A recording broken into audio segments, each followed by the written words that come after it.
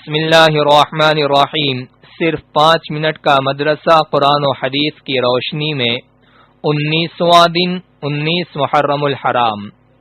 Number 1، اسلامی تاریخ۔ حضرت ابراہیم علیہ السلام کی قوم کی حالت۔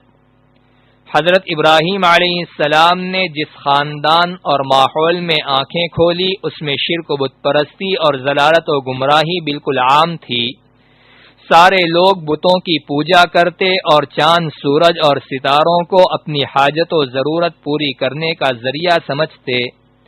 ہر ایک نے اللہ تعالی کی طاقت و قدرت اور وحدانیت کو بھول کر بے شمار چیزوں کو اپنا معبود بنا لیا تھا۔ خود حضرت ابراہیم علیہ السلام کے والد آزر اپنی قوم کے مختلف قبیلوں کے لیے لکڑیوں کے بت بناتے اور لوگوں کے ہاتھوں فروخت کرتے تھے، اور پھر لوگ اس کی پوجا کرتے تھے، یہاں تک کہ آزر خود اپنے ہاتھوں سے بنائے ہوئے بتوں کی پوجا کرتے اور ان سے عقیدت و محبت کا اظہار کرتے تھے۔ ایسی جہالت و گمراہی اور حق و صداقت سے محروم ماحول میں حضرت ابراہیم علیہ السلام نے توحید کی آواز لگائی اور لوگوں کو سمجھایا، مگر کسی نے آپ کی دعوت کو تسلیم نہیں کیا اور سختی کے ساتھ مخالفت کرنے لگے۔ نمبر 2، اللہ کی قدرت، زبانوں کا مختلف ہونا۔ اللہ تعالی نے دنیا میں بے شمار قوموں کو پیدا فرمایا جن کی زبان ایک دوسرے سے الگ ہے۔ کسی کی زبان عربی ہے، کسی کی فارسی، کسی کی انگریزی ہے تو کسی کی اردو اور ہندی، جبکہ ایک قسم کے جانور اور پرندوں کی بولی ایک ہوتی ہے، لیکن انسانی قوموں کی بولیاں بالکل مختلف ہے، بلکہ انسانوں میں سے ہی مردوں، عورتوں اور لڑکے لڑکیوں کی آواز بھی ایک دوسرے سے جدا ہوتی ہے، حالانکہ سب کی زبان، ہونٹ، تالو، حلق وغیرہ ایک ہی طرح کے ہیں۔ اس کے باوجود انسانوں کی زبان، آواز اور لب و لہجے کا مختلف ہونا اللہ کی عظیم قدرت ہے۔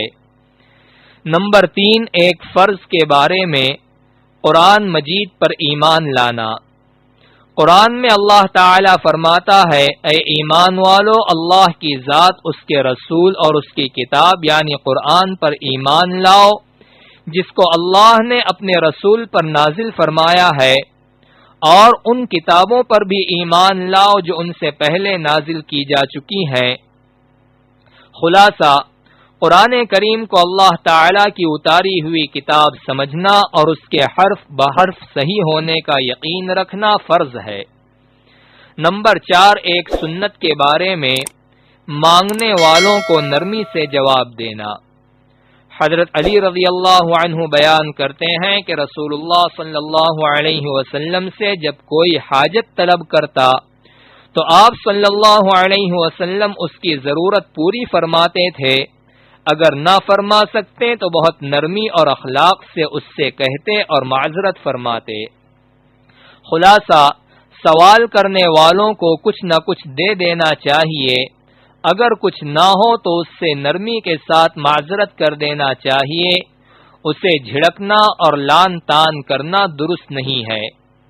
نمبر 5، ایک اہم عمل کی فضیلت، قبر کی وحشت سے نجات۔ رسول اللہ صلی اللہ علیہ وسلم نے فرمایا، جو شخص ہر روز 100 مرتبہ لا الہ الا اللہ الملک الحق المبین پڑھے گا تو اس کو فقر و تنگدستی سے پناہ ملے گی، قبر کی وحشت سے نجات ہوگی، مال و دولت سے نوازا جائے گا اور اس کے لیے جنت کے دروازے کھول دیے جائیں گے۔ نمبر 6، ایک گناہ کے بارے میں شطرنج کھیلنے کی ممانعت۔ رسول اللہ صلی اللہ علیہ وسلم نے فرمایا، جو شخص شطرنج کھیلتا ہے وہ گویا اپنا ہاتھ خنزیر کے گوشت اور خون میں رنگتا ہے۔ نمبر 7، دنیا کے بارے میں، دنیا کا فائدہ وقتی ہے۔ ایک مرتبہ رسول اللہ صلی اللہ علیہ وسلم نے اپنی تقریر میں فرمایا، غور سے سن لو، دنیا ایک وقتی فائدہ ہے جس سے ہر شخص فائدہ اٹھاتا ہے، چاہے نیک ہو یا گنہگار۔ نمبر 8 آخرت کے بارے میں اہل جنت کا شکر ادا کرنا۔ قرآن میں اللہ تعالی فرماتا ہے جنتی جنت میں داخل ہو کر کہیں گے کہ حمد اور شکر اس اللہ کے لیے ہے جس نے ہم سے ہر قسم کا غم دور کر دیا۔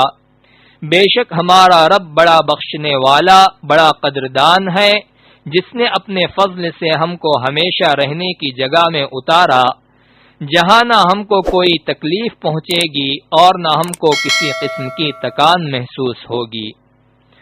نمبر 9 طب نبوی سے علاج، گھیکوار اور رائی کے فوائد۔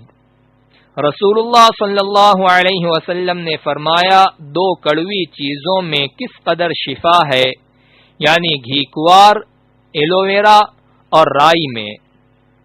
نوٹ: گھیکوار چہرے پر لگانے سے اس کو نکھارتا ہے، جلد کی خشکی دور کرتا ہے، سر پر لگانے سے بال اگاتا ہے، جلے اور کٹے ہوئے نشانات کو دور کرتا ہے۔ اس کے استعمال کرنے سے شوگر کے مریض کو عافیت ہوتی ہے، اور رائی کا تیل دماغ کو قوت بخشتا ہے، مالش کرنے سے جسم میں چستی پیدا کرتا ہے۔ نمبر 10 قرآن کی نصیحت۔ قرآن میں اللہ تعالی فرماتا ہے اے انسان، تجھے اپنے کریم رب کے بارے میں کس چیز نے دھوکے میں ڈال رکھا ہے؟